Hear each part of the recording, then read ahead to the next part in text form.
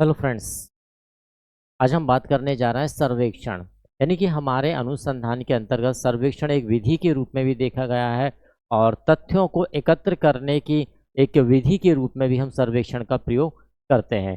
सर्वेक्षण वास्तव में हमारे एक अनुसंधान के इस रूप में देखा जाने वाला एक विधि के रूप में और ही साथ कहें कि सर्वेक्षण क्या होता है। तो आज हम इस सर्वेक्षण के बारे में समझेंगे कि सामाजिक सर्वेक्षण क्या है। वास्तव में जब हम समाज में रह रहे हैं तो समाज में किसी सामाजिक मुद्दे पर या किसी सामाजिक विषय के आधार पर जानकारी को एकत्र करना ही क्या कहलाता है, हमारा सामाजिक सर्वेक्षण कहलाता है। साधारण शब्दों की यदि हम बात करें, देखिए हमारे समाजशास्त्र के अंतर्गत जो हम बात करते हैं कि भाई सामाजिक, तो निश्चित बात है चाहे हमारी जब हम बात किसकी कर रहे हैं, सामाजिक की बात कर रहे होते हैं, तो हमारे सामाजिक आधार पर क्या है, सामाजिक जब हम बात कर लेते हैं सोशल, तो निश्चित बात हमारी यही आ जाती है कि समाज में प्रयोग होने वाले वे सभी मुद्दे या वे सभी विषय जिनके आधार पर व्यक्ति क्या कर रहा है, कहीं ना कहीं एक दूसरे से जुड़ा हुआ है। जैसे कि मैंने कहा कि भाई कोई सामाजिक घटना की बात कर ली, मैंने किस घटना की बात की, कोई सामाजिक घटना की बात कर ली, तो यह भी हमने किसी सामाजिक घटना का यदि हम अध्ययन कर रहे हैं या सामाजिक घटना से संबंधित हम कोई तथ्यों को एकत्र कर रहे हैं या जानकारी एकत्र कर रहे हैं, तो वह हमारे लिए क्या हो जाएगा, सामाजिक सर्वेक्षण हो जाएगा। यदि समाज में हमने किसी अपराध से जुड़ी हुई बात किसकी आ गई, देखिए भाई अपराध, लेकिन अपराध का कितना अध्ययन, जितना हमारे समाज को प्रभावित कर रहा है उससे संबंधित हम कोई जानकारी एकत्र करने जा रहे हैं, तो निश्चित बात है वह हमारे लिए क्या है, सामाजिक संबंध है। ठीक है, सामाजिक घटना हो गई हमारी, हमने धर्म के आधार पर या धर्म की कोई जानकारी लेने की बात की तो सामाजिक सर्वेक्षण। समाज की रुचियां या समाज की जिज्ञासा के बारे में हमने बात की कि भाई हमारे प्रत्येक समाज की या हमारा जो एक विशेष समाज है जहाँ पर हम रह रहे हैं, निवास कर रहे हैं, उस समाज के व्यक्तियों की क्या जिज्ञासा है उसकी बात की हमने, उससे संबंधित हमने जानकारी एकत्र की, हमारा सामाजिक सर्वेक्षण हो गया। यदि हमने किसी विशेष रुचि की बात कर ली, विशेष रुचि, देखिए एक जिज्ञासा अलग हो जाए, विशेष रुचि अलग हो जाए। जैसे कहते हैं ना भाई, एक शिक्षक के कॉलोनी या समाज का जब आप अध्ययन करने जा रहे हैं तो निश्चित बात उनकी जिज्ञासा है, उनकी विशेष रुचि क्या रहेगी, जिस क्षेत्र में वह निरंतर कार्यरत है तो उस क्षेत्र की निरंतर कार्यरतता के कारण उसका रुचि क्या हो जाएगी, उसी क्षेत्र में उसकी रुचि हो जाएगी। तो हमने उससे कहा कि भाई वह हमारा क्या है, सामाजिक सर्वेक्षण। किसी समाज में हमने ज्ञान की बात की कि हमारे आज के समाज के लिए ज्ञान की कौन सी आवश्यकता है, तो उसकी जानकारी लेना, तो वह भी हमारा क्या है, सामाजिक सर्वेक्षण है। तो इस प्रकार से हम देखते हैं कि हमारे समाज की विभिन्न प्रक्रियाओं की जानकारी लेना ही हमारे लिए क्या हो जा रहा है, सामाजिक सर्वेक्षण हो रहा है, जहाँ पर हम व्यक्ति की क्या कर रहे हैं, मनोवृत्ति का अध्ययन कर रहे हैं। किसका अध्ययन कर रहे हैं, सामाजिक सर्वेक्षण के अनुसार हम मनोवृत्ति का अध्ययन यहाँ पर किया जा रहा है। मनोवृत्ति से संबंधित यहाँ पर क्या एकत्र किया जा रहा है, तो इंफॉर्मेशन या जानकारी एकत्र की जा रही है। जो इस प्रकार की, यदि कि सामाजिक सर्वेक्षण के अंतर्गत जानकारी एकत्र की जा रही, जो आपकी गणनात्मक भी हो सकती है और गुणात्मक भी हो सकती है। देखो यहाँ पर क्योंकि मनोवृत्ति ली गई है, क्या लिया गया है, मनोवृत्ति। जैसे कि मैंने कहा कि भाई मुझे क्या पसंद है, मैंने कहा कि भाई मुझे कॉफ़ी पसंद है। अब मुझे कॉफ़ी पसंद है, भाई मुझे फीकी कॉफ़ी पसंद है, चलिए बात, अब फीकी कॉफ़ी पसंद है तो निश्चित बात है फीकी कॉफ़ी, किसी को मीठी कॉफ़ी पसंद होगी, किसी को हार्ड कॉफ़ी पसंद होगी, किसी को लाइट कॉफ़ी पसंद होगी। सबकी मन की जो वृत्तियाँ यहाँ पर अलग अलग हैं, तो इनका जब अध्ययन किया जा रहा है तो हम उसे क्या कहेंगे भाई, सामाजिक सर्वेक्षण कहेंगे। या सरल शब्दों में मैं कह दूं कि समाज की जो भी घटना है, जो प्रकृति है, उसके आधार पर अध्ययन की जानकारी लेना ही क्या है, सामाजिक सर्वेक्षण है। क्लियर है, समझते हैं भाई सामाजिक सर्वेक्षण। तो सामाजिक सर्वेक्षण में हम 18वीं सदी के अंत और 19वीं सदी के एक प्रारंभिक दौर में एक आंदोलन के रूप में सामाजिक सर्वेक्षण का जन्म होता है। 18वीं शताब्दी का जब अंत हो रहा था उस समय हमने देखा कि 18वीं शताब्दी के अंतर्गत जो कुछ ऐसी प्रथाएं चल रही थी जिनका समाज में क्या था, अस्तित्व था, लेकिन वह कहीं ना कहीं सामाजिक दुर्व्यवहार के लिए आवश्यक हो रही थी। यानी समाज में कहीं ना कहीं उनसे ऐसी घटनाएं घटित हो रही थी जिन घटनाओं को समाज अप्रिय मानने लगा था। तो उनका भी अध्ययन किया गया कि आखिर यह जो घटना घटित हो रही है, या जो प्रथा है, जो परंपरा है, उसका हमारे आगे वाले समाज के लिए क्या वाकई में उपयोग है या नहीं है, उचित है या नहीं है, तो उसका अध्ययन किया गया, विचार लिए गए और समय समय हमारी 19वीं शताब्दी के तो एक आंदोलन के रूप में इस सामाजिक सर्वेक्षण की जो पद्धति रही उसका जन्म हमारे सामने देखने में आता है। देखिए अंग्रेजी शब्द की बात करें तो क्या है, सर्वे, है ना, फ्रेंच एवं बियर में देखने का कहा जाता है। इस प्रकार सामाजिक सर्वेक्षण का जो अर्थ हम निकालते हैं वह क्या है, देखना या अवलोकन करना। देखिए एक शब्द और आता है जिसे हमने देखा है ऑब्जर्वेशन, वो भी अवलोकन है, लेकिन उसका अवलोकन इसका लगभग एक ही है। वहाँ भी जब हम अवलोकन करने जा रहे होते हैं हम यहाँ से देख रहे होते हैं ना, सहभागी अवलोकन क्या करते हैं, हम देखते हैं ना, साथ ही प्रक्रिया के साथ या प्रक्रिया का खुद हिस्सा, स्वयं हिस्सा बनकर हम क्या करते हैं, किसी विशेष परिस्थिति को समझने का प्रयास करते हैं। तो यहाँ भी हम क्या कर रहे हैं, भैया आपने कहा ना कि यदि किसी व्यक्ति के बारे में जानना है तो निश्चित है उसी व्यक्ति से पूछ लीजिए ना, ये साक्षात्कार हो गया। लेकिन उसी परिस्थिति में, जिस परिस्थिति में वो, उसी परिस्थिति में आप चले, अब समझ लीजिए व्यक्ति को आप समझ लीजिए, तो आपको समझ में आ जाए कि हाँ व्यक्ति की वर्तमान दशा क्या है, उसकी मनोदशा क्या है उसकी आर्थिक दशा, इन सारी चीजों को समझना है सर्वेक्षण। देखिए E.W. वर्गीस ने किस प्रकार से इसे परिभाषित करने का प्रयास किया, तो इन्होंने कहा एक समुदाय का सर्वेक्षण सामाजिक विकास की रचनात्मक योजना प्रस्तुत करने के उद्देश्य किया गया। यहाँ पर विशेष क्या आगे रचनात्मक, देखिए किसी भी जब आप समाज से जुड़ रहे हैं या समुदाय में जुड़ रहे हैं तो प्रत्येक व्यक्ति क्या चाहता है, विकासात्मक प्रक्रियाएं चाह रहा है। तो यहाँ पर वही बात की भाई रचनात्मक योजना प्रस्तुत करने के उद्देश्य किया गया है। इनकी दशाओं आवश्यकताओं का वैज्ञानिक अध्ययन, वैज्ञानिक अध्ययन इसलिए माना गया है इसे, देखिए क्योंकि विज्ञान के कुछ स्तरों का प्रयोग सामाजिक सर्वेक्षण में किया जाता है।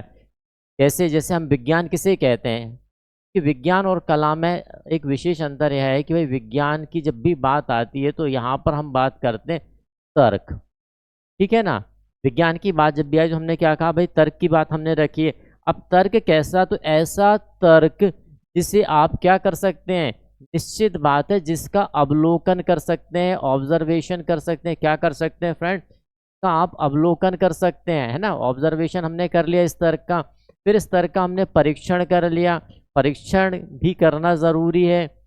परीक्षण करने के बाद जब आप एक निर्णय पर पहुंच गए हैं तो इसे आपने क्या कहा, और निर्णय पर पहुंचकर यह जो तर्क दिया गया था वह क्या हो गया, साबित कर दिया आपने कि भाई यह तर्क जो दिया जा रहा है वह सही है। तो इस प्रकार से हमने क्या कह दिया इसे, भाई इसे हमने क्या कह दिया, विज्ञान कह दिया। क्लियर हुआ। तो विज्ञान जब इस प्रकार की विधियों का हम प्रयोग करते हैं और इस प्रकार की विधियों का जिस भी विधि में प्रयोग किया जाता है वह विधि क्या कहलाती है, वह विधि कहलाती है वैज्ञानिक, ठीक है ना। वैज्ञानिक, तो कहीं ना कहीं सर्वेक्षण या हमारा सर्वे कैसा हो रहा है, वैज्ञानिक आधार पर यहाँ पर हो रहा है, इसलिए इसे क्या कहा गया, वैज्ञानिक अध्ययन कहा गया है। वहीं सिनपाव यंग क्या कहना चाहते हैं, सिनपाव यंग कहते हैं कि सामाजिक सर्वेक्षण सामान्यतः लोगों के समूह की क्या है, रचना, क्रियाओं तथा रहन सहन की दशाओं के संबंध बनते हैं उनकी छानबीन करना। जैसे कि मैं कहा कि भाई एक ये व्यक्ति ये है और एक व्यक्ति ये है, अब ये दोनों व्यक्ति एक परिवार में रह रहे हैं, लेकिन परिवार में देखिए परिवार में भी व्यवहार अलग है। परिवार के अन्य सदस्यों को तो पता है कि भाई इन दोनों के बीच व्यवहार क्या है, परिवार के सदस्यों को पता है, लेकिन यदि ये दोनों व्यक्ति निकल के यहाँ कहीं बाजार है, भाई दोनों व्यक्ति बाजार में खड़े हो जाते हैं, भाई ऐसे खड़े हैं, अब दोनों व्यक्ति यदि बाजार में खड़े हुए हैं तो कैसे आप आकलन करें कि इन दोनों के बीच में संबंध क्या है, तो भाई छानबीन कर लीजिए ना, पूछ लीजिए कि भाई क्या है, ठीक है ना। तो इस छानबीन को ही क्या कहा गया है, सिनपाव यंग के द्वारा इस छानबीन को ही कहा गया है कि भाई यही सर्वे है, क्या है ये, यही सर्वेक्षण है। ऐसा सामाजिक क्यों, क्योंकि आप एक सामाजिक मुद्दे पर बात कर रहे हैं, यहाँ पर कैसे सोशल फैक्ट पर बात कर रहे हैं, तो इसलिए इसे क्या कह दिया गया, सामाजिक सर्वेक्षण कह दिया गया। वहीं पर ये बॉगार्ट्स क्या कहना चाहते हैं, बॉगार्ट्स का कहना है कि किसी विशेष क्षेत्र के लोगों के रहन सहन, देखिए यहाँ पर हमने सिनपाव यंग में भी वही बात की कि सामान्य दशाओं की बात की, यहाँ पर यदि बॉगार्ट्स की बात करें तो रहन सहन और कार्यों को करने से संबंधित तथ्यों को एकत्र करना, कि भाई किस प्रकार से कोई व्यक्ति, जैसे अपन कहते हैं मैथ्स में अपन क्या कहते हैं कि ए व्यक्ति किसी कार्य को 5 दिन में कर रहा है और बी व्यक्ति उसी कार्य को 3 दिन में कर रहा है, तो भाई दोनों मिलकर ए और बी दोनों मिलकर उस कार्य को कितने दिन में करें, तो हम इनकी क्या निकालते हैं, कार्य क्षमता निकालते हैं ना भाई। इसकी कार्य क्षमता 5 है, इसकी 3 है, तो भाई ऐसे जो बी है ये 3 दिन में कैसे कर रहा है, तो इसके बारे में जानना तो बी को कार्य करते हुए देख लीजिए, आप पता चल जाएगा आपको। ठीक है ना, आपने क्या करना है, आपने यही ना करना है कि भाई बी की कार्य करने को आप तरीके को देख लीजिए कि उस किस प्रकार से या किस तरीके से करा, तो आपको पता चल जाएगा भाई जो कार्य मैं 5 दिन में कर रहा हूँ वही एक व्यक्ति है बी जो 3 दिन में कर रहा है, पता चल जाएगा ना आपको। तो यही आपको देखना है कि इनके संबंधित तथ्य क्या है, कैसा रहन सहन है, क्योंकि समाज में क्या है, समाज में व्यक्ति है, संबंध है, संस्कृति है, इसी का ना अध्ययन करोगे आप। हाँ? तो भाई वही चीज यहाँ पर देखी गई क्या है। फिर मोरस क्या कहना चाहते हैं, मोरस का कहना है कि सर्वेक्षण किसी सामाजिक स्थिति सोशल पोजीशन की बात कर दी इन्होंने, समस्या या जनसंख्या को परिभाषित करने के लिए उद्देश्य की बात, लेकिन किसकी, वैज्ञानिक और व्यवस्थित तरीके की बात करना है। यानी कि आपको सामाजिक स्थिति, जैसे आज हम कहते हैं ना कि समाज के अंतर्गत यदि शिक्षा का स्तर बढ़ा दिया जाए, शिक्षा का स्तर क्या कर दिया जाए, उच्च कर दिया जाए, भाई शिक्षा का स्तर हमने बढ़ा दिया, तो हमारे जो समाज है, निश्चित बात है हमारे समाज के अंतर्गत क्या आएगा, समाज में परिवर्तन आएगा कि नहीं, और परिवर्तन किस प्रकार का होगा भाई, और परिवर्तन कैसा होगा, शिक्षित परिवर्तन होगा भाई। कैसा परिवर्तन होने वाला है, शिक्षित परिवर्तन होने वाला है। क्लियर आया। तो हमने क्या किया, इस शिक्षा का स्तर बढ़ाया, एक तरीका हमने चेंज किया, ठीक है, सामाजिक स्थिति हमें पता चल गई। जैसे आप देखेंगे ना कि एक ऐसा समाज जिस समाज के अंतर्गत शिक्षित व्यक्ति, तो निश्चित बात है वहाँ तर्क की प्रधानता ज़्यादा होगी, क्या होगी, वहाँ पर तर्क की प्रधानता ज़्यादा होगी। इस प्रकार आप देखोगे जहाँ पैसे की प्रधानता है वहाँ झूठ ज़्यादा होगा, निश्चित बात है धोखा वहाँ पर ज़्यादा होगा, ठीक, क्योंकि एक अमीर व्यक्ति उच्च व्यक्ति क्या करता है, वह कहीं ना कहीं अपनी कुछ चीज़ों को दबाने का प्रयास करेगा। तो हम क्या देख रहे हैं भाई, स्तर देख रहे हैं कि किस स्तर पर व्यक्ति का स्तर क्या होता है, वह हमें देखना है। चले जाइए वहाँ पर सर्वे कर लीजिए, जानकारी आपको मिल जाएगी। नेक्स्ट की बात करते हैं, सामाजिक सर्वेक्षण की जो विशेषताएं हैं, कैरेक्टरिस्टिक्स ऑफ सोशल सर्वे, क्या क्या कैरेक्टरिस्टिक्स होंगी या क्या क्या कैरेक्टरिस्टिक्स या विशेषताएं होने वाली है। चलिए विशेषताओं की बात कर लेते हैं। तो मैंने कहा भाई फैक्ट कलेक्ट, आप वास्तव में जो एकत्र कर रहे हैं वो क्या है, तथ्यों का संकलन कर रहे हैं ना, जानकारी और फैक्ट का कलेक्ट कर रहे हैं ना।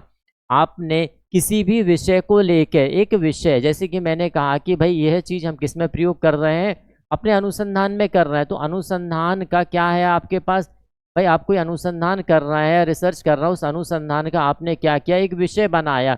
अब इस विषय में कोई जानकारी आपको आवश्यक है, जानकारी क्या है आपको आवश्यक है, तो इन जानकारियों को एकत्र करना है। तो निश्चित बात है आप क्या एकत्र कर रहे हैं, तथ्य एकत्र कर रहे हैं, और यह तथ्य किससे संबंधित है, निश्चित बात है आपके विषय, आपका विषय किससे संबंधित है, अनुसंधान से संबंधित है। तो अनुसंधान से संबंधित तथ्यों को एकत्र करने के लिए आपने क्या किया, क्या किया भाई, सामाजिक सर्वेक्षण कर लिया, सोशल सर्वे कर लिया।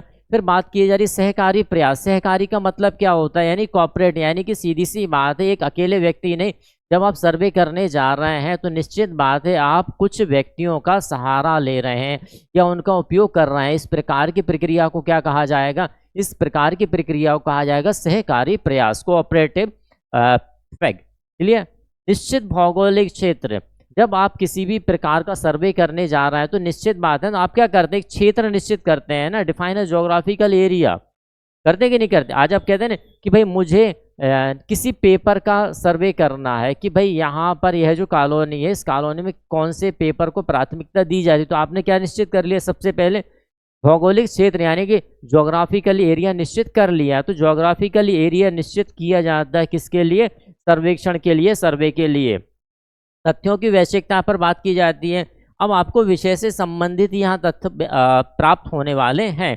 वैज्ञानिक प्रकृति, वैज्ञानिक प्रकृति क्यों कही गई है कि जैसे ही आप जा रहे हैं तथ्यों को एकत्र करने के लिए तो आप क्या कर रहे हैं, देखिए दो प्रकार की प्रश्नों का प्रयोग आप वहाँ पर करते हैं। सबसे पहले तो आप जिस तथ्य या जिस जानकारी एकत्र करने जा रहे हैं उस जानकारी से संबंधित कुछ प्रश्न तो आपके मस्तिष्क में होंगे, मस्तिष्क में नहीं होंगे तो आपने कोई ना कोई सूची बना रखी होगी कि भाई मुझे इन व्यक्ति से जिससे मुझे मिलना क्या क्या पूछना है, आपको पता होगा, प्रश्न की सूची आपके पास होगी। तो उस प्रकार से आप किसका प्रयोग कर रहे हैं, तो भाई आपने किसका प्रयोग किया फ्रेंड्स, आपने अनुसूची का प्रयोग किया। किसका प्रयोग किया, वहाँ पर आपने अनुसूची का प्रयोग किया, यानी शेड्यूल का आपने वहां पर प्रयोग किया है, यानी कि वैज्ञानिक है या नहीं है।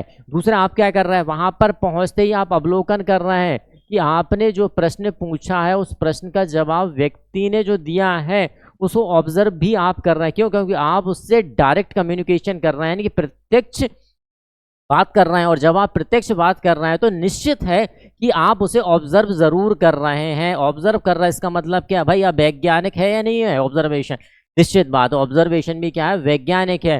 तो भाई इसकी नेचर क्या हो जाएगा सामाजिक सर्वेक्षण का, निश्चित बात है इसकी प्रकृति, इसका नेचर भी कैसा हो जाएगा, वैज्ञानिक ही होने वाला है।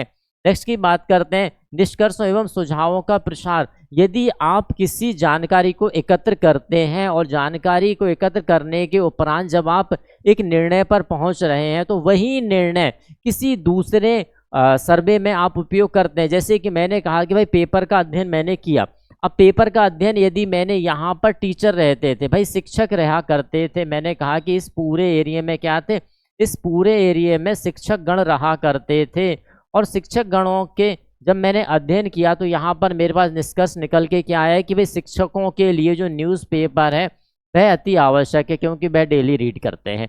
अब कहीं और मुझे इस प्रकार का सर्वे करने का मौका मिला। यह एक कॉलोनी थी, भाई मैं दूसरी कॉलोनी में गया, ये मेरे पास बी कॉलोनी है। जब मैं बी कॉलोनी में पहुंचा तो भाई निश्चित बात है यहाँ पर भी क्या रहा करते थे, यहाँ पर भी शिक्षक रहा करते हैं।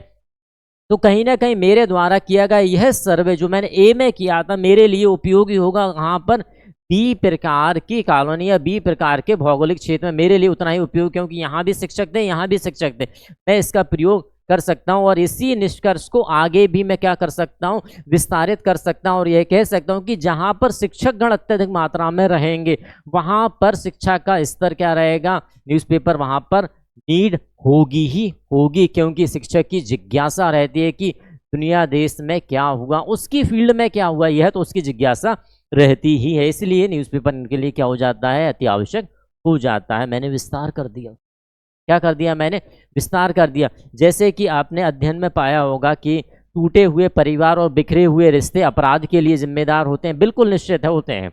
जब भी आप किसी टूटे परिवार को रिश्ते में जा रहा है तो निश्चित बात है वहाँ पर देखिए कि इस परिवार या इसका स्तर क्या रहा था, क्या है इसका पीछे।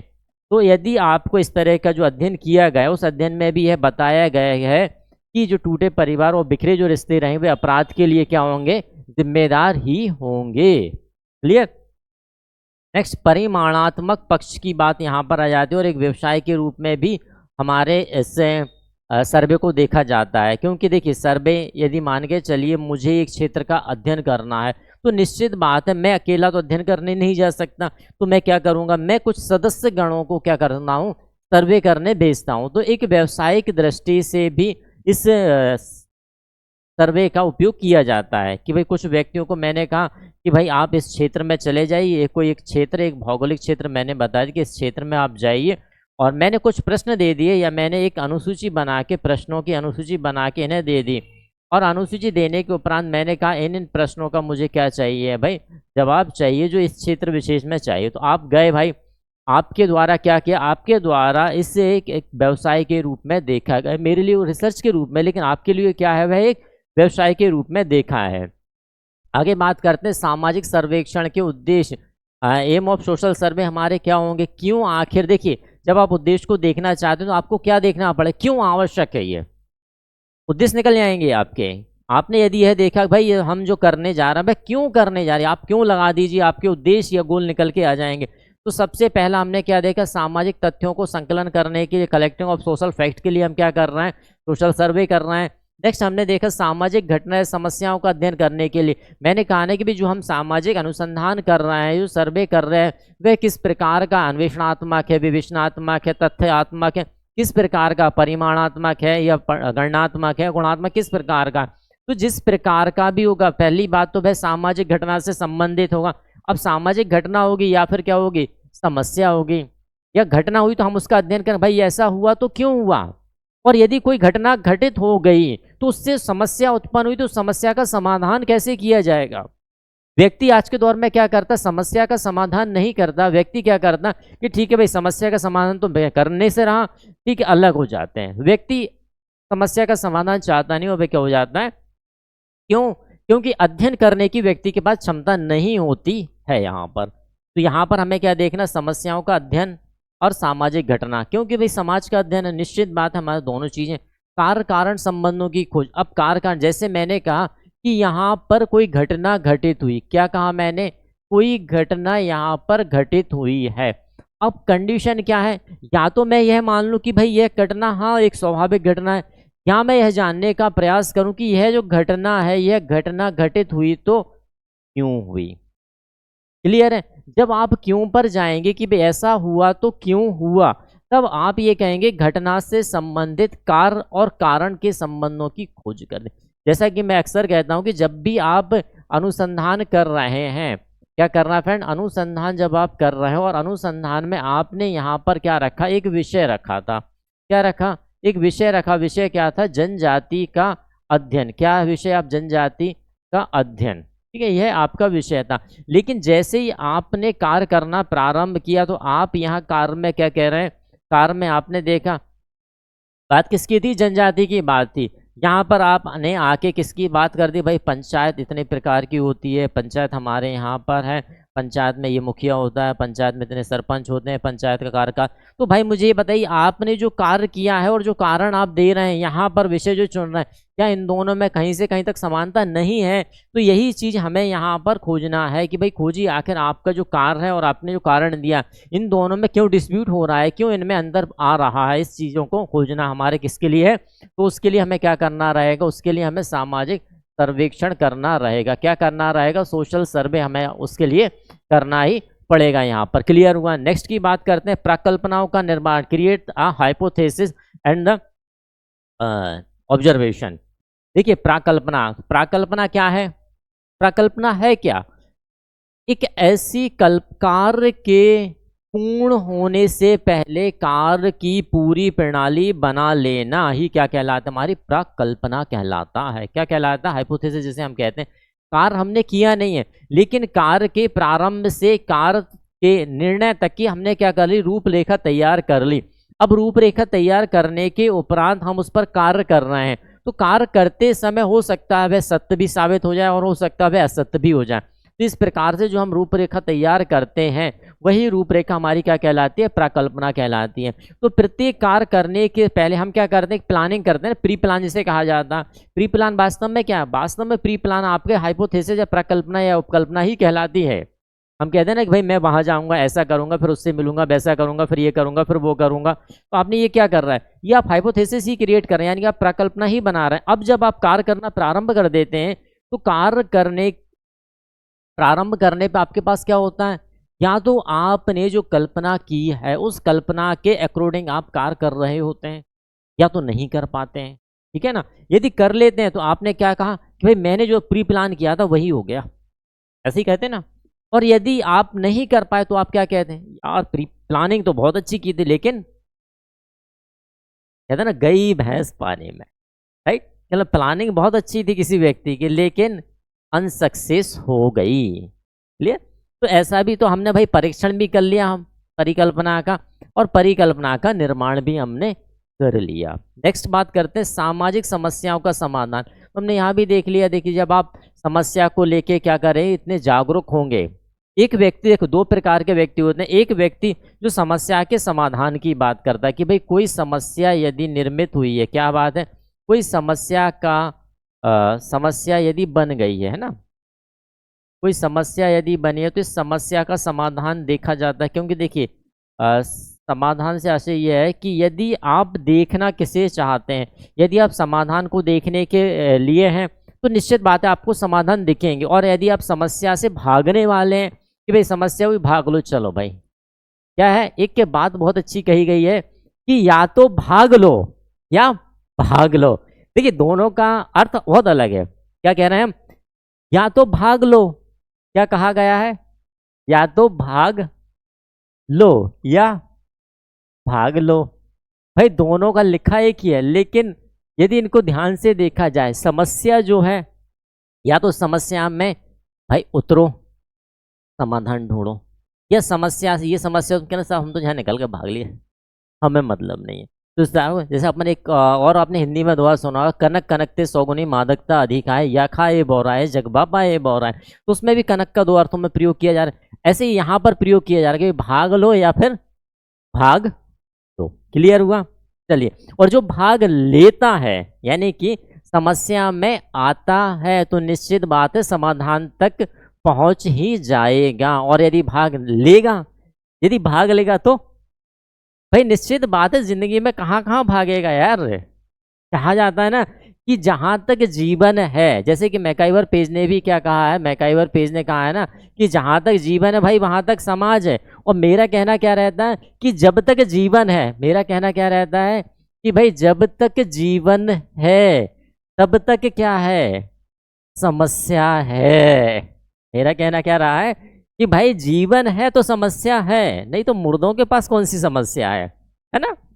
तो यही बात है कि भाई यदि जीवन है, आप जिंदा हो, समस्या आपके सामने आ रही है तो निश्चित बात है आप जिंदा हो भाई। और यदि समस्या नहीं आ रही है तो आप मर चुके हो।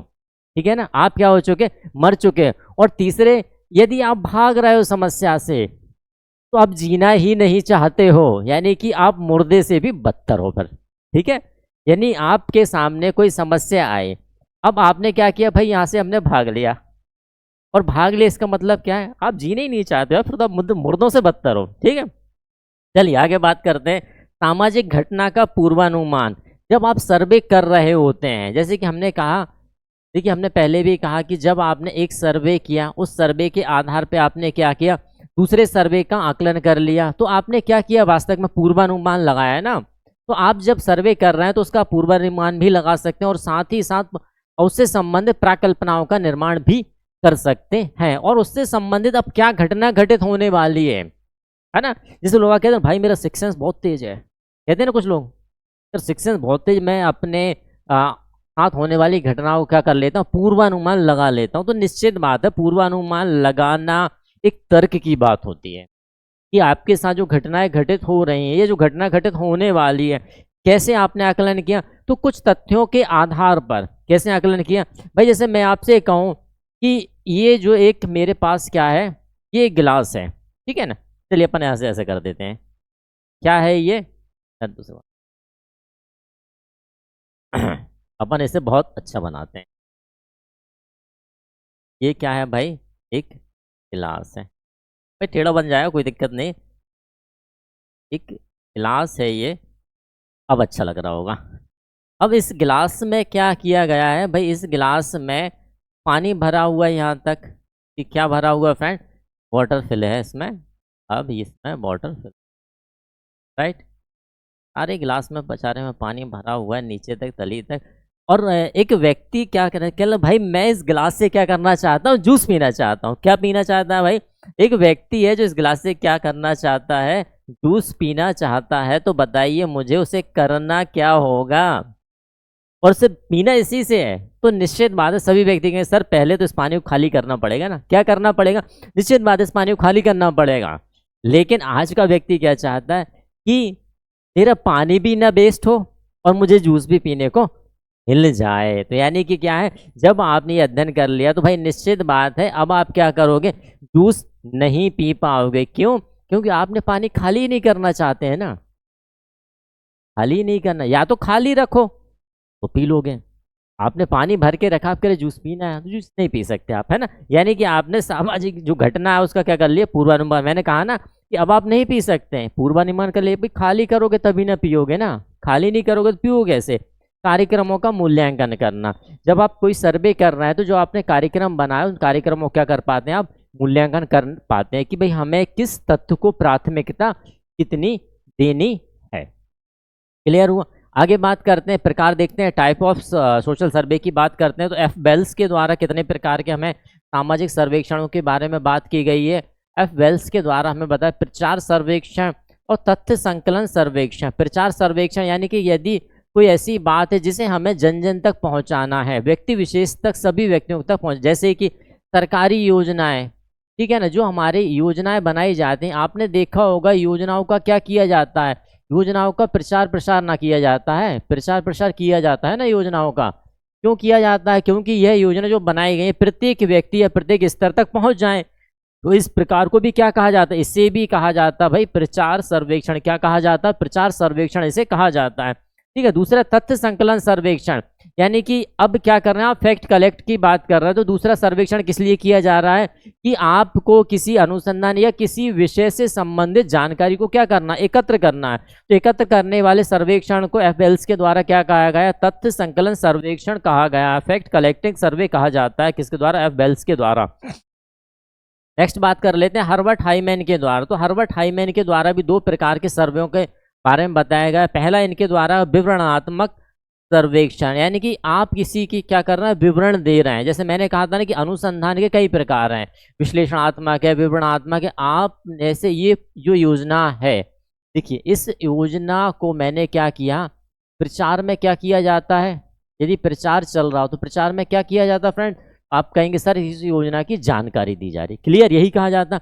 लेकिन मैंने कहा जब आप जानकारी लेने गए तो जानकारी देने वाले ने आपको क्या बताया कि भाई इस योजना में क्या क्या विशेषताएं हैं। ठीक है, उसने सारी विशेषता इस योजना की बताई, तो आपने क्या देखा कि उसने उसका विवरण दिया है। तो इस प्रकार का जो सर्वेक्षण वो क्या कहलाएगा, विवरणात्मक सामाजिक सर्वेक्षण कहलाने वाला है। दूसरा क्या कहा गया भाई, व्याख्यात्मक। अब आप क्या कर रहे हैं भाई, उसका और विस्तृत स्वरूप देख रहे हैं उसका। और जैसे कि आप किसी दोहा को पढ़ते हैं, आप देखें दोहा क्या होगा, विवरण दे दी, लेकिन दोहा का जब आप अर्थ निकालते हैं, दोहा का आपने क्या देखा, अर्थ निकाला ना। जब आप अर्थ निकाला तो मूल रूप से क्या कर भाई, व्याख्या कर रहे हैं। ठीक है ना, क्लियर है, स्पष्ट। व्याख्या में हम देखते हैं मूल्यांकनात्मक, निदानात्मक, भविष्य निर्देशक और द्वितीय विश्लेषण के रूप में हम देख सकते हैं। देखो मूल्यांकनात्मक हमने जो कार्य किया उसका मूल्यांकन करने वाला, निदानात्मक यानी किसी जो समस्या, उस समस्या का निदान देखा। ठीक है, देखिए एक होता है समस्या क्या करना, विश्लेषण। आपने समस्या को बढ़ा दिया, भाई यहाँ पर ये समस्या कर दिया, अब समस्या को विश्लेषण। लेकिन उस समस्या का निदान, भाई समस्या का क्या है, निदान इस प्रकार से किया जाए। ठीक है, आपने निदान प्रस्तुत, भविष्य निर्देशक, भाई आगे से अपन कहते हैं ना कि भाई आज के जो कर्म आपने किए हैं निश्चित बात है भविष्य में आपको भोगना है। ठीक है ना, तो उसे क्या, भविष्य निर्देशक। द्वितीय विश्लेषण, उस निर्देशक के आधार पर, सर्वेक्षण के आधार पर आप आगे भी क्या करते हैं, उसका प्रचार प्रसार में उपयोग करते हैं। आंकड़ों की प्रकृति के आधार पर, on the basis of the nature of fact collecting के आधार पर, तो दो प्रकार के सर्वेक्षण किए जाते हैं, गुणात्मक और एक गणनात्मक। जब बात यहाँ किसकी की जाए, गुण है ना, किसकी बात की जाए, गुणात्मक में क्या देखते हैं भाई, गुण की बात आ गई हमारी, किसी विशेषता की बात आ गई हमारे पास है, गुण हो गया हमारा, विशेषता हो गया, मनोवृत्ति की बात आ जाती है। तो इस प्रकार से जो हम सर्वेक्षण करते हैं वो हमारे क्या सर्वेक्षण होंगे, गुणात्मक सर्वेक्षण कहा जाएगा उन्हें। दूसरा हमने क्या कहा, गणनात्मक या जिन्हें परिमाणात्मक या क्वांटिटेटिव सर्वे कहा जाता है। तो यहाँ पर तथ्य कैसे होंगे, तार्किक होंगे। ठीक है ना, फैक्ट होंगे आपके संख्यात्मक फैक्ट होंगे। जैसे मैंने कहा कि भाई एक कॉलोनी के अंदर कितने व्यक्ति रह रहे हैं, या एक घर के अंदर कितने व्यक्ति हैं। अब कितने क्या आएंगे, आप कहेंगे सर एक काउंटेबल आएंगे ना, कैसे आएंगे, काउंटेबल आएंगे। तो निश्चित बात है भाई, मैंने कहा कि 10 व्यक्ति, अब 10 व्यक्ति में मैंने कहा भाई इस 10 व्यक्ति में 2 स्त्री हैं, बाकी 8 पुरुष हैं। 8 पुरुष में कौन कौन, भाई मैंने कहा 8 पुरुष में 2 बुजुर्ग हैं और 6 कल सब 2 बुजुर्ग हैं हमारे पास, 4 क्या है भाई, 2 कौन से आएगा, बुजुर्ग आ गए, 4 हमारे पास यंग आ गए, और हमने क्या कह दिया कि 2 हमारे पास क्या है, बच्चे आ गए। भाई हो गया टोटल सारे संख्यात्मक आए ना, काउंटेबल आए ना यहाँ पर, हाँ भाई निश्चित है। तो इस प्रकार से हमने इसे क्या कहा, गणनात्मक सर्वेक्षण कह दिया, यानी कि क्या, क्वांटिटेटिव सर्वे यहाँ पर हमने इसे कह दिया। किसके द्वारा कहा गया है, आंकड़ों के आधार पर, on the basis of fact की बात की गई है। नेक्स्ट की बात करते हैं समुदाय एवं क्षेत्र के आधार पर, कम्युनिटी एंड एरिया के आधार पर कितने प्रकार से हम सर्वे कर सकते हैं। तो भाई देखिए कम्युनिटी हमारी कहाँ कहाँ है, तो भाई नगरीय, नगर में हमारी कम्युनिटी रहती है, तो हम उसे क्या कहेंगे, यदि आप नगर की कम्युनिटी यानी कि अर्बन कम्युनिटी की बात कर रहे हैं, नगरीय समुदाय के अंतर्गत कोई सर्वे कर रहा है, तो उसे सर्वे को क्या कहा जाएगा, भाई नगरीय सर्वेक्षण कह दिया जाएगा। इसी प्रकार रूरल एरिया में कर रहे हैं, ग्रामीण क्षेत्र में कर रहे हैं, तो उसे क्या कह दिया जाएगा, ग्रामीण सर्वेक्षण कह दिया जाएगा। और इसी प्रकार जनजातीय क्षेत्र में कर रहे हैं, तो उसे क्या कह दिया जाएगा, ट्राइबल सर्वे या जनजातीय सर्वेक्षण कह दिया जाएगा। क्लियर हुआ यहाँ तक। चलिए आगे बात कर लेते हैं, सर्वेक्षण की सीमाओं की बात करते हैं कि आखिर जब हम सर्वेक्षण कर रहे हैं तो यदि हमने लाभ की बात की तो निश्चित बात दूसरा पक्ष भी होगा, कुछ ना कुछ कमियां होंगी, कुछ ना कुछ सीमाएं होंगी, कुछ ना कुछ रिस्ट्रिक्शन होंगे ही होंगे। कि हम किन चीज़ों की पूर्ति नहीं कर पाते हैं सर्वेक्षण के द्वारा। तो निश्चित बात है अध्ययन का सीमित क्षेत्र, यदि मैंने कहा कि भाई आपको पूरे भारत का सर्वेक्षण करना है तो क्या संभव है? आप कहें सर बहुत बड़ा भौगोलिक क्षेत्र, यही ना कहेंगे ना कि बहुत बड़ा भौगोलिक क्षेत्र है।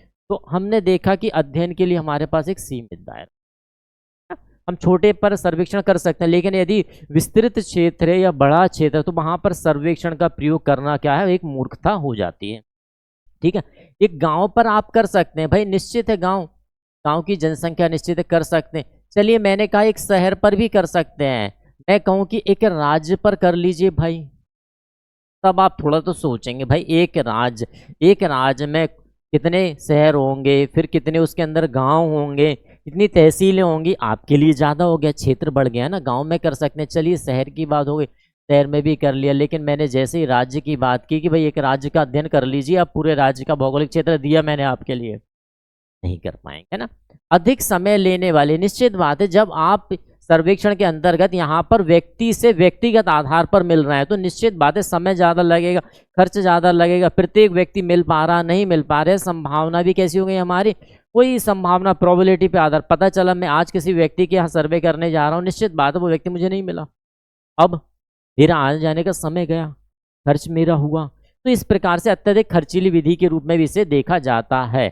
ऐतिहासिक परिप्रेक्ष्य की कमी, ऐतिहासिक परिप्रेक्ष्य यानी कि यहाँ पर जब हम सर्वे करने जाते हैं तो हम मूल रूप से वर्तमान की जानकारी ही प्राप्त कर पाते हैं। ऐतिहासिक उसका परिप्रेक्ष्य क्या है, उस परिप्रेक्ष्य से कहीं ना कहीं हम लोग क्या है कमी हमें हो जाती है। सैद्धांतिकरण की सीमित संभावना, देखिए सिद्धांत यहाँ पर नहीं लग पाते, तो सर्वे करना है तो हमारे पास सिर्फ क्या है वर्तमान के आंकड़े हमारे मिल जाते हैं। चलिए, संदेहास्पद विश्वसनीयता, देखिए जिससे आपने जानकारी ली, जो हमारे पास स्रोत है जहाँ से हमारे पास जानकारी आ रही है, कहीं ना कहीं मैंने कहा ना जब आप सर्वे कर रहे हैं तो आप किसका प्रयोग कर रहे हैं, एक तो हम किसका प्रयोग कर रहे हैं भाई, अनुसूची का प्रयोग कर रहे हैं, और साथ ही साथ अनुसूची के साथ साथ हम किसका प्रयोग कर रहे हैं, तो अवलोकन का प्रयोग कर रहे हैं, ठीक है ना, अवलोकन दोनों का प्रयोग कर रहा है। तो आपको यदि लग भी रहा है कि भाई व्यक्ति है जिससे हम क्या ले रहे हैं जानकारी ले रहे हैं, वह कहीं ना कहीं मिथ्या जानकारी दे रहा है, तो वह हमारी कैसी हो जाए, संदेहास्पद विश्वसनीयता हो जाती है। क्लियर। नेक्स्ट की बात है कार्य प्रणाली की कठोरता, निश्चित बात है कि आपको जो आंसर देना, जो जवाब देना इस प्रश्न इस अनुसूची के आधार पर दें, तो कहीं ना कहीं जो प्रणाली है वह कठोर हो जाती है। और दूसरी बात, जब इस प्रणाली के अंतर्गत हम क्या देखते हैं, सहकारिता का प्रयोग करते हैं, सहकारिता का प्रयोग करते हैं ना भाई, क्योंकि एक व्यक्ति विशेष के द्वारा तो हो नहीं पा रही, हमें एक समूह चाहिए है, एक समूह विशेष के आधार पर हम किसी तत्व को एकत्र कर पाते हैं। तो सहकारिता का जब आवा तो कार्य प्रणाली में क्या आ जाती है, थोड़ी सी कठोरता आ जाती है। सर्वेक्षण दल से जुड़ी समस्याएं, अब भाई जो सर्वेक्षण दल बनाया गया है, एक दल बनाया गया जो सर्वे करने जा रहा है, जिसे हमने क्या कहा है, सर्वेक्षण दल कहा है। अब इस सर्वेक्षण दल में कई बार स्थिति यह हो जाती है कि भाई मैं आज नहीं जा रहा हूँ, या मैं वहाँ नहीं जाऊँगा, मैं उसके सामने नहीं बात करूँगा, मैं उसके साथ कार्य नहीं करूँगा, तो इनमें आपस में भी कई बार डिस्प्यूट हो जाते हैं, जिसके कारण यह समस्या हमारे पास सामने आ जाया करती है।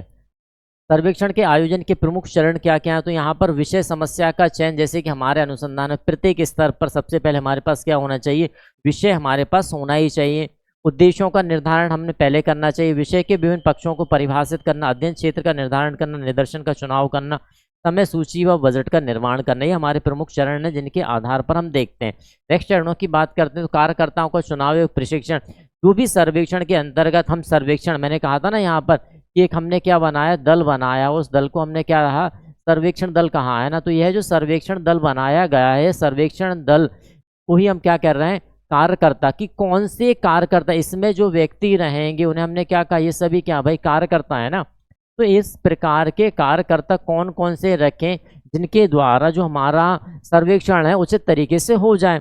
तो भाई इनको हमें क्या करना, कार्यकर्ताओं को प्रशिक्षण भी तो देना है ना, बिना प्रशिक्षण के कोई कार्यकर्ता यदि हमने भेज दिया तो निश्चित स्थिति क्या होने वाली है, हमारा जो सर्वे है वह क्या होने वाला है, गलत होने वाला, मिथ्या होने वाला, में समस्या आएगी। ठीक है। तथ्यों का संकलन करना, तथ्यों का संपादन करना, तथ्यों का संपादन, जब आप तथ्यों का संकलन कर लेते हैं, तथ्यों का क्या कर लिया आपने, तथ्यों का संकलन आपने संकलन जैसे ही कर लिया, संकलन करने के उपरांत हम क्या करते हैं, उसे सारणीकरण करते हैं ना, संपादित करते हैं, तो वो सारी प्रक्रिया हमें कहाँ देखनी है, ये हालांकि पॉइंट यहाँ आएगा, ये पॉइंट ऊपर आएगा, है ना। वर्गीकरण और सारणीयन, जब आप विभिन्न प्रकार के तथ्य ले आए, ठीक है, तथ्यों को लाने के मैंने पहले भी बताया कि आप यदि शॉपिंग करने जा रहे तो आप क्या करते, एक ही कैरी बैग लिया, उसी कैरी बैग में भाई आपने क्या मार्केट से बहुत सारा राशन लाना था, आपने उसी में मिर्चा रख लिया, उसी में धनिया रख लिया, उसी में चावल रख लिया, उसी में मीठा रख लिया, उसी में नमकीन रख लिया, और घर लाके आपने क्या कर दिया, उन्हें बाकायदा क्लासीफाई कर दिया, भाई मिर्ची के अंदर मसालेदाने में जाएगी, ठीक है, चावल के अंदर वहाँ जाएगा, स्वीट वहाँ जाएगा, नमकीन वहाँ जाएगा, सबको आपने क्या कर दिया, वर्गीकरण कर दिया, ठीक है। तो यह प्रक्रिया हमें देखना है। तथ्यों का विश्लेषण एवं सामान्यीकरण, यहाँ भी विश्लेषण यानी कि आपको क्या करना, उस जो तथ्य है उसे एलिब्रेट भी करना रहेगा कि आखिर आपने, कई बार हम देखते हैं ना, जैसे हमने निदर्शन में देखा था, सैंपलिंग में हमने क्या देखा था भाई, निदर्शन के अंदर हमने एक बात देखी थी ना कि समग्र का एक छोटा हिस्सा, अब इस छोटे हिस्से को आप लेके चले गए अपने कहाँ, अनुसंधान में, आपने अनुसंधान में से शामिल कर लिया, लेकिन ये आपको पता है ये इतने का हिस्सा है, यहाँ बताने के लिए आपको क्या बताना पड़ेगा, इससे विस्तृत करना पड़ेगा, विश्लेषण करना पड़ेगा, उसका सामान्यीकरण करना पड़ेगा, क्योंकि यहाँ पर समझने वाला व्यक्ति कौन है भाई, यहाँ कौन व्यक्ति समझ रहा है, वो सामान्य व्यक्ति है, विशेषज्ञ नहीं है वो कौन है, वो यहाँ पर सामान्य व्यक्ति है ना। कौन है यहाँ पर, है सामान्य व्यक्ति, क्योंकि आपका जो अनुसंधान है किसके सामने आने वाला, सामान्य व्यक्ति के समक्ष प्रस्तुत होने वाला है, तो सामान्य व्यक्ति समझे उसे यहाँ पर हमें विश्लेषित करना रहेगा, और वही चीज हमारी क्या कहलाती है, विश्लेषण एवं सामान्यीकरण करना, ठीक है। जैसे कि मैंने कहा कि भाई यहाँ पर यदि H2O लिख दिया तो निश्चित बात है केमिस्ट्री का प्रत्येक व्यक्ति समझ जाएगा कि इसका फंक्शन क्या है, सब समझ जाएंगे क्योंकि पता है, लेकिन एक व्यक्ति ऐसा है जिसको नहीं पता है H का मतलब क्या है, 2 का मतलब क्या, O का मतलब क्या, उसे बताना पड़ेगा ना कि भाई इसका मतलब क्या है, इसका मतलब पानी है, हाँ वो समझ जाए कि भाई इसका मतलब पानी, तो जहां भी उसे ऐसा लिखा दिखेगा वो क्या, भाई ये पानी है, क्लियर है। चलिए आगे बात करते हैं रिपोर्ट एवं प्रकाशन, तो जो सर्वे आपने किया है, व्यवस्थित किया है, इतना सारा काम किया है, अब इसको प्रकाशित करोगे, करोगे ना कि नहीं, सब हमने कर लिया और हमने रख लिया, बस कहना सब अब हमने रख लिया, प्रकाशित करना पड़ेगा ना, समक्ष लाना पड़ेगा ना, क्यों किया है आपने, आखिर किया क्यों है, बताने के लिए किया है ना, अपनी जिज्ञासा को बढ़ाने के लिए, कुछ नया खोजने के लिए किया है ना आपने वो चीज, तो बताइए ना, प्रकाशित कीजिए ना, कहिए ना, क्लियर हुआ। चलिए आगे बात करते हैं उपकल्पना, देखिए यहाँ पर हम उपकल्पना की समझ लेते हैं, उपकल्पना क्या है, वह चिंतन जो अनुसंधान पूर्व किया जाता है, एक प्रकार से मैंने कहा ना, कार्य के करने से पहले कार्य की कल्पना को ही क्या कहा गया, उपकल्पना कहा गया। कुछ परिभाषाएं देखते हैं, लुंडवर क्या कहते हैं, उपकल्पना सामायिक काम चलाऊ सामान्यीकरण है जिसकी वैधता की जांच अभी मांगी, देखिए वैध है अवैध है यह तो पूरी उपकल्पना पर कार्य करने के उपरांत ही पता चलेगा कि हमारे द्वारा जो उपकल्पना बनाई गई है, हाइपोथेसिस बनाई गई है, वह वाक्य में कितनी वैध है या अवैध, क्लियर। नेक्स्ट इसी प्रकार हमारे पीवी यंग क्या कहते हैं, एक कार्यवाहक विचार जो अनुपयोगी खोज का आधार, अनुपयोगी खोज यानी कि अभी वह खोज की नहीं गई है, हम करेंगे, क्या करने वाले, हम करेंगे वो खोज, उस पर कार्य करेंगे तभी वो, तो उसका आधार क्या है भाई, उपकल्पना है। गुडेमो हॉट क्या कहते हैं, उपकल्पना इस प्रकार की बात का वर्णन करती है जो हम क्या देखना चाहते हैं, उपकल्पना भविष्य की ओर देखती है, जैसे मैंने कहा ना कल मैं वहां जाऊंगा, मैंने क्या कहा, कल मैं वहां जाऊंगा, तो वहां का मतलब कहीं ना निश्चित कर लिया ना, अब कल यदि मैं वहां पहुंच गया तो मैं यही कहूंगा हाँ मैंने कल सोचा था, है ना, मैं कहूँगा मैंने कल सोचा था कि आज मैं यहाँ आऊंगा, ठीक है ना। चलिए आगे बात करते हैं, उपकल्पना के स्रोत गुडेम हॉट के अनुसार क्या क्या हो सकते हैं, सामान्य संस्कृति, वैज्ञानिक सिद्धांत, समरूपताएं और व्यक्तिगत अनुभव, किसके अनुसार दिए गए हैं भाई, ये गुडेम हॉट के अनुसार दिए गए हैं। मुख्य स्रोतों की चर्चा कर ले, जो मुख्य हमारे स्रोत होते ही उपकल्पना के, सबसे पहली बात क्या, हमारी सामान्य संस्कृति, जो भी उपकल्पना आप बनाते हैं वो आप अपनी संस्कृति के अनुसार ही बनाते हैं, ऐसा नहीं कि मैं यहाँ रह रहा हूँ, सपोज कीजिए कि मैं जनजाति में रह रहा हूँ, अब मैं कहूँ कि मैं महानगर की उपकल्पना कर लूँ, कर सकता हूँ भाई, मैंने महानगर का दृश्य ही नहीं देखा तो मैं महानगर की उपकल्पना कैसे कर सकता हूँ, नहीं कर सकता। जनजाति में रह निश्चित बात में जनजाति की उपकल्पना कर सकता हूँ, निश्चित बात है। अनुभव, जितनी आप उपकल्पना बनाते जाए उतना आपका अनुभव, और उपकल्पना बनाने के लिए भी अनुभव की आवश्यकता है।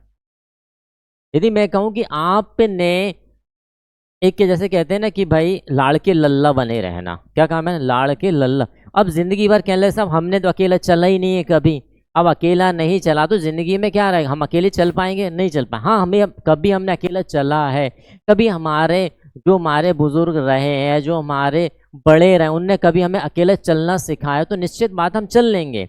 अब किसी बड़े ने सिखाया ही नहीं आपको अकेला चलना, तो अनुभव है ही नहीं आपको अकेले चलने का। अकेले चलने का जब अनुभव नहीं है, समस्या को फाइट करने का आपको अनुभव नहीं है, तो आप कदापि नहीं कर सकते। तो भाई उपकल्पना भी नहीं बना सकते, आप क्या करेंगे, वही लाड़ के लल्लू ही बने रह जाएंगे जिंदगी भर, ठीक है ना। दूसरी क्या है भाई, विज्ञान। विज्ञान इसलिए माना गया उपकल्पना को क्योंकि देखिए विज्ञान क्या करता है, मैंने पहले भी कहा विज्ञान कहाँ है, तर्क।